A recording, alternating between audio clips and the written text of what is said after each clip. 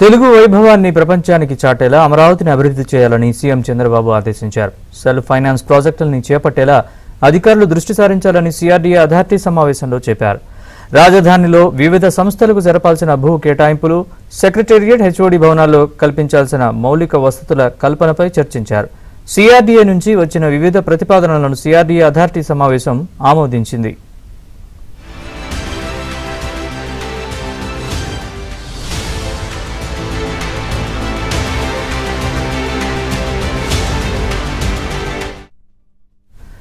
నీరుకొండ వద్ద చేపట్టే టూరిజం ప్రాజెక్టుని ప్రతిష్టాత్మకంగా చేపట్టాలని సీఎం ఆదేశించారు. మొత్తంగా 167 ఎకరాల విస్తీర్ణంలో టూరిజం అభివృద్ధికి చర్యలు చేపట్టాలని సూచించారు.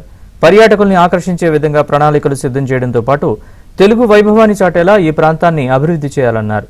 పర్యాటకంతో పాటు నిత్యం రకరకాల కార్యక్రమాలు నిర్వహించుకునే వాతావరణం ఉండేలా చూడాలన్నారు.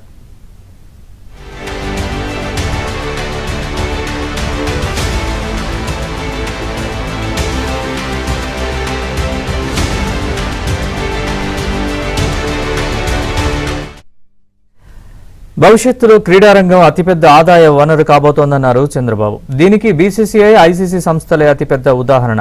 ఒకప్పుడు నిధుల కోసం ఎదురుచూసే పరిస్థితి నుంచి ఇప్పుడు అతిపెద్ద ఆర్థిక వ్యవస్థగా క్రికెట్ బోర్డులు ఎదిగాయన్నారు. అమరావతిలోని స్పోర్ట్స్ సిటీకి సంబంధించిన మాస్టర్ ప్లాన్ ఇదే విధంగా రూపొందించామన్నారు.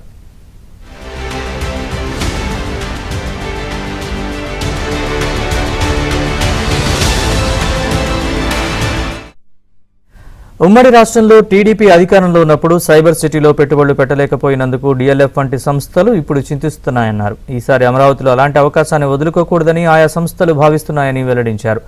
ఇది మన ప్రభుత్వానికి ఉన్న క్రెడిబిలిటీ అని, ఈ బ్రాండ్ మరింతగా పెరగాలన్నారు చంద్రబాబు.